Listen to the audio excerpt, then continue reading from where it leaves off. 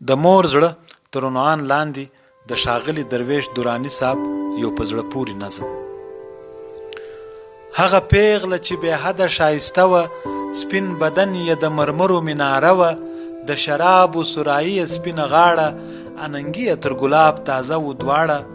په خمار یې تکې تورې سترګې ډکې، په رڼا یې لکه ستوري سترګې ډکې، سپینې لیڅې یې بالښت غوندې پستې وې، تر مرجان او تر یاقوت یې شونډې سرې وې،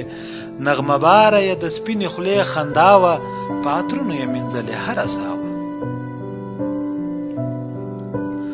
هغه پیغله چې بې حده ښایسته وه، د باطن شیشه یې توره لکه شپه وه، په نفرت یې د زړګي پیاله وه ډکه، بهیدله په رګونو کې یې کرکه،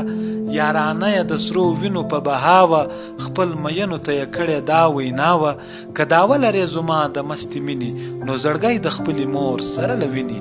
د هغې له سینې وباسه د باندې، کړه وه ماته یې په مینه مینه وړاندې، له دا پس به لیڅې هار کړم ستا د غاړې، په مزه مزه مې ځبېښه شونډې دواړې. هغه پیغله چې بې حده ښایسته وه، سپین بدن یې د مرمرو مناره وه، هستوګن یې تر بڼو لاندې قیامت و، لب یې ټول نشه نشه لذت لذت و، تر حد زیات یې د خوږې ژبې تاثیر و، ویده کړی یې د خپل مین ضمیر و، ځینې وړي و هوش و عقل دواړه، هر فرمان ته یې د دې یېشه وه غاړه، هغه مور یې کړه محرومه له ژوندونه،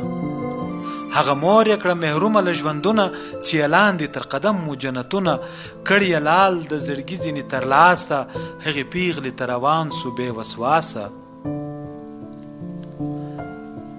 هغه پیغله چې بې حده ښایسته وه،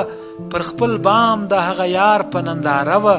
چې د دې پر طرف باندې را روانو، په تعزیله مخ په وړاندې را روانو، په خطو یې نن ارمان د ژوندانه و، په منګل کې یې د خپلې ادې زړه و،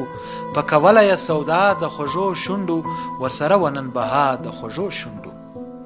په کوله یې سودا د خوږو شونډو، ورسره و نن بها د خوږو شونډو، خو ناڅاپه یې تندک و خوړ پر لاره،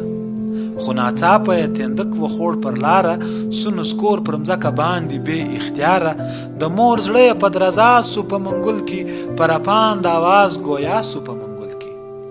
د مور زړه یې په درزا سو په منګل کې، په رپاند آواز ګویا سو په منګل کې، اوف